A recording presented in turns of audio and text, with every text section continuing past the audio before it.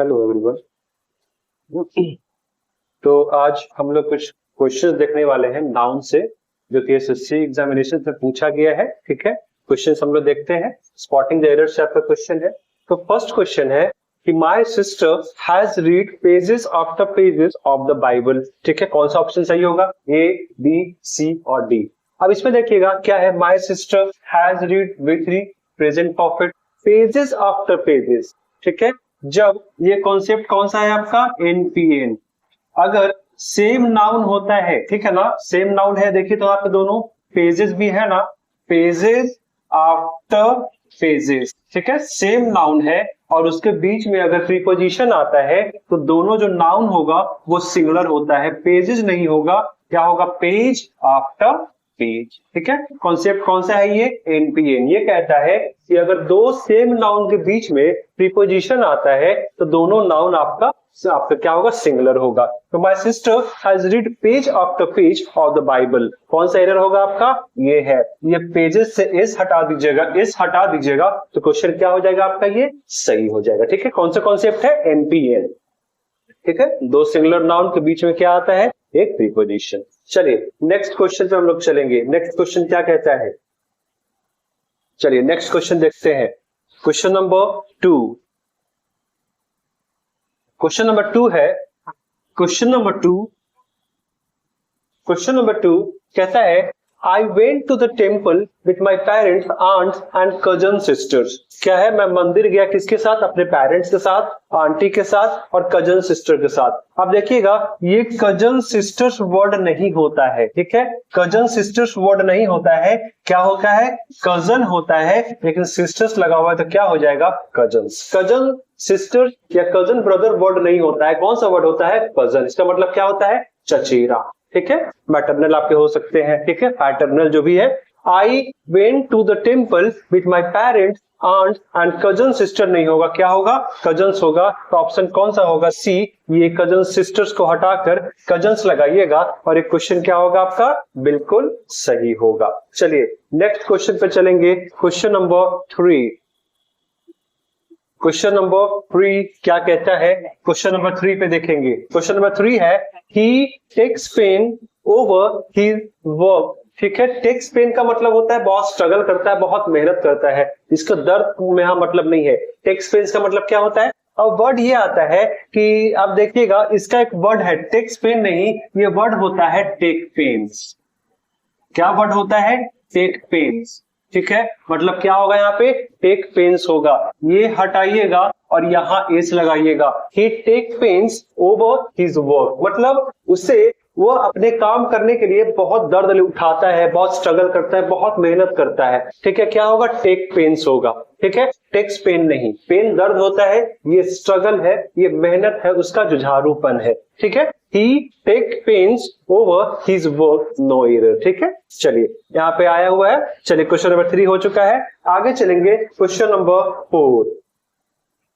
Question number 4 क्या है? देख लीजिए क्वेश्चन नंबर 4 क्या है। क्वेश्चन नंबर 4 है the manager put forward a number of criterions, a number of. ठीक है, और याद रखिएगा अ नंबर ऑफ के बाद एक प्लूरल नाउन आता है। ठीक है, आप कहेंगे ये प्लूरल नाउन है क्या? क्राइटेरियंस। ठीक है, क्राइटेरियन आपका सिंगुलर है और इसका प्लूरल जो होता है वो क्राइटेरियंस नहीं होता है, क्राइटेरिया होता है। ठीक है, ये कौन सा वर्ड है आपका? फॉरेन वर्ड्स कहते हैं हम लोग इसे। ठीक है, कौन सा वर्ड कहते हैं? फॉरेन वर्ड्स कहते हैं इसे। ठीक है, क्या होगा? अ नंबर ऑफ क्राइटेरियंस नहीं होगा, अ नंबर ऑफ क्राइटेरिया। ठीक है, जैसे हम लोग आपको बनाते हैं, जैसे कहते हैं ना फंगस, फंगस तो क्या होता है? फंगाई, ये वर्ड होता है। ठीक है, ना कि फंगसेस। ठीक है, इस तरह से वर्ड है आपका। डेटम होता है, जैसे आप देखते हैं डेटम है ना, डेटम है, उसका क्या होता है आपका? डेटा। ठीक है, ये सब वर्ड है। तो ये आपका क्या है? कुछ फॉरेन वर्ड्स है जिसका इसका प्लूरल क्राइटेरियंस नहीं होता है, क्राइटेरिया होगा। The manager put forward a number of criteria for the post. कौन सा आपका ऑप्शन होगा? तो आपका ऑप्शन बी होगा, क्राइटेरिया कीजिएगा इसे और ये सही हो जाएगा। क्या होगा? क्राइटेरिया, क्राइटेरियंस नहीं होगा, ये क्राइटेरिया होगा। ये था क्वेश्चन नंबर 4। चलिए आगे चलेंगे क्वेश्चन नंबर 5 पे। क्या होता है, क्वेश्चन नंबर 4 तक हुआ यहाँ पे, आगे चलेंगे क्वेश्चन नंबर 5। क्वेश्चन नंबर 5 है, I like the poetries of Byron and Shelley. ठीक है, अब देखिएगा ये कुछ वर्ड आपको हम बताते हैं। ये वर्ड है, ठीक है, पोइट्री, ये है पोइट्री वर्ड हो गया, इंफॉर्मेशन वर्ड हो गया। ये सब क्या होता है, अनकाउंटेबल होता है और हमेशा सिंगुलर होता है, इसका प्लूरल नहीं बनता। ठीक है, पोइट्री, इंफॉर्मेशन आज ही क्लास में बता रहे थे, लगेज, ठीक है, बैगेज, ये सब सारे क्या होते हैं, अनकाउंटेबल है और अनकाउंटेबल का कभी भी प्लूरल नहीं बनता है, ये हमेशा सिंगुलर फॉर्म में रहता है। तो पोएट्रीज नहीं होगा, क्या होगा, पोएट्री। क्या होगा, ये पोएट्री ही होगा। I like the poetry of Byron and Shelley. क्या होगा आपका ऑप्शन नंबर बी। पोएट्रीज क्या है, जो भी नाउन अनकाउंटेबल होते हैं, ठीक है ना, जो भी नाउन अनकाउंटेबल होते हैं वो हमेशा सिंगुलर होते हैं, याद रखिएगा। अब सिंगुलर आएगा तो वह भी क्या लगेगा आपका, सिंगुलर वह भी लगेगा। ठीक है, I like the poetry of Byron and Shelley, ये आपका सही होगा, पोएट्रीज नहीं होगा, क्या होगा उसके जगह पे, पोएट्री होगा। ठीक है, चलिए अगला चलेंगे क्वेश्चन नंबर 6। क्वेश्चन नंबर 6 में देख लेते हैं क्या है। क्वेश्चन नंबर 6, क्वेश्चन नंबर 6 है, the beautiful surrounding of the place enchanted me. ठीक है, ब्यूटीफुल देखिए तो आपका ये एडजेक्टिव है और एडजेक्टिव के बाद क्या आता है, नाउन आता है। सराउंडिंग आपका वर्ब है, आपको नाउन चाहिए, क्या लगा दीजिएगा, सराउंडिंग्स, ये आपका नाउन होगा। इसका मतलब है आसपास का, जगह के जो आसपास है। इंचेंटेड मी इसका मतलब आकर्षित करना होता है, अट्रैक्ट करना, मतलब बहुत मनमोहक था। इंचेंट का मतलब क्या होता है, मनमोहक, जो मन को प्रसन्न करने वाला, बहुत अच्छा दृश्य। कहने का मतलब है the beautiful surroundings of the place enchanted me, कि जो जगह का जो आसपास का जो माहौल वातावरण था उसने मुझे मनमोहित कर दिया, मतलब बहुत खुश कर दिया, मतलब माहौल क्या था, बहुत अच्छा था। ठीक है, तो ब्यूटीफुल एडजेक्टिव है, इसके बाद नाउन आएगा। अगर ये सराउंडिंग रहता तो ये वर्ब होता, आपको एडजेक्टिव था तो क्या चाहिए था यहाँ पे, एक आपको चाहिए था नाउन जो कि सराउंडिंग्स होगा। ठीक है, क्वेश्चन नंबर 1 का ऑप्शन बी सराउंडिंग्स कीजिएगा और आपका फिर ये सही होगा। नेक्स्ट क्वेश्चन पे चलते हैं। नेक्स्ट क्वेश्चन है कि the table's legs have been elaborately carved. ठीक है, मतलब टेबल्स के जो आपके लेग है, अब देखिएगा अपॉस्ट्रोफी एस कहां लगा हुआ है, तो टेबल पे। याद रखिएगा ये जो अपॉस्ट्रोफी एस है, अपॉस्ट्रोफी एस है, ये नॉन लिविंग के साथ नहीं आता। कुछ केसेस में आते हैं लेकिन ऐसे नॉन लिविंग के साथ नहीं आता। ठीक है, अपॉस्ट्रोफी एस अगर लगा हुआ है तो क्या करेंगे, अगर बात ये आएगा कि अपॉस्ट्रोफी अगर नहीं अगर रहेगा तो कैसे इसको शो करेंगे, तो ऐसे करते हैं, जो सेकंड नाउन होता है तो उसके पहले द लगाते हैं, the leg of the table, ऐसे बनाएंगे, या लेग्स ऑफ द टेबल, आप ऐसे बनाइएगा, लेग्स ऑफ द टेबल आपका हो जाएगा। ठीक है, लेग्स ऑफ द टेबल। ठीक है, अपॉस्ट्रोफी क्यों, नॉन लिविंग है, टेबल क्या है आपका, नॉन लिविंग, उसमें जान है क्या, जान नहीं है, क्या होने वाला है, टेबल्स लेग्स नहीं होगा, क्या होगा, legs of the table have been elaborately carved. ठीक है, इलेबोरेटली आपका कार्व्ड है। ठीक है, ये आपका वर्ब है और ये क्या है आपका एडजेक्टिव, सॉरी ये आपका है एडवर्ब। एलवाई से जो वर्ड खत्म होते हैं वो क्या होते हैं, एडवर्ब। ये आपका वर्ब है और ये क्या है आपका एडवर्ब। ठीक है, तो टेबल लेग्स नहीं होगा, लेग्स ऑफ द टेबल होगा। चलिए नेक्स्ट चलेंगे, नेक्स्ट क्वेश्चन पे। अगला क्वेश्चन है,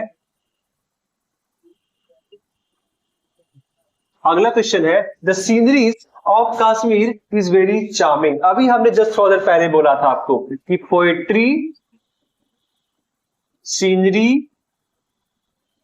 ये सब सारे क्या है, अनकाउंटेबल है और अनकाउंटेबल का कभी भी प्लूरल नहीं बनता है। ठीक है, प्लूरल नहीं बनता है, ये हमेशा सिंगुलर फॉर्म में रहता है। सीनरीज नहीं होगा, क्या होगा, ये सीनरी होगा। ठीक है, क्या वर्ड यहां पे आने वाला है, सीनरी। सीनरी का मतलब दृश्य है। The scenery of Kashmir is very charming. जो कश्मीर का दृश्य क्या है वो बहुत ही, क्या कहते हैं उसको, चार्मिंग का मतलब बहुत सुंदर, बहुत आकर्षक, ठीक है, बहुत मनमोहक है। The scenery of Kashmir is very charming. Sceneries नहीं होगा, क्यों? क्योंकि आपका अनकाउंटेबल है, और अनकाउंटेबल कभी सिंगुलर, आपका सॉरी कभी प्लूरल नहीं होता, हमेशा सिंगुलर होता है, इसीलिए सीनरीज को हमने बनाया सीनरीज। चलिए नेक्स्ट क्वेश्चन पे हम लोग चलेंगे। नेक्स्ट क्वेश्चन क्या है, चलिए देखते हैं क्वेश्चन नंबर 9। क्वेश्चन नंबर 9 क्या है? क्वेश्चन नंबर 9,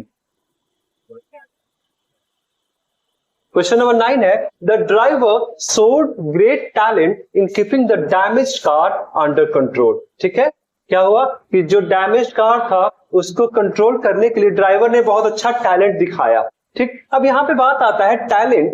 टैलेंट तो होता है वो गॉड गिफ्टेड होता है, टैलेंट आपका होता है वो गॉड गिफ्टेड होता है, और कोई भी ड्राइवर ऊपर से पैदा होकर नहीं आता, ठीक है, उसे ट्रेन होना पड़ता है। और जो वर्ड आपको क्या कहते हैं, ट्रेनिंग से मिले, उसे क्या कहते हैं, स्किल। जहां प्रॉपर ट्रेनिंग होती है वहां पे क्या होता है, स्किल होता है। मतलब यहाँ पे सोड ग्रेट टैलेंट नहीं आएगा, ग्रेट स्किल आएगा। टैलेंट है ऊपर भगवान के द्वारा मिलता है, कोई ऊपर से पैदा होकर ड्राइवर नहीं बनता, ठीक है। स्किल है, प्रॉपर ट्रेनिंग चाहिए आपको, और प्रॉपर ट्रेनिंग को क्या कहते हैं, स्किल। तो यहाँ पे टैलेंट नहीं होगा, स्किल होगा। कौन सा ऑप्शन है, ऑप्शन बी आपका यहाँ पे गलत है। The driver showed great skill होगा in keeping the damaged car under control. Question number ये 9 था, ठीक है। टैलेंट जो कि गॉड गिफ्टेड होता है, और स्किल क्या होता है, जो ट्रेनिंग से आपको मिलती है।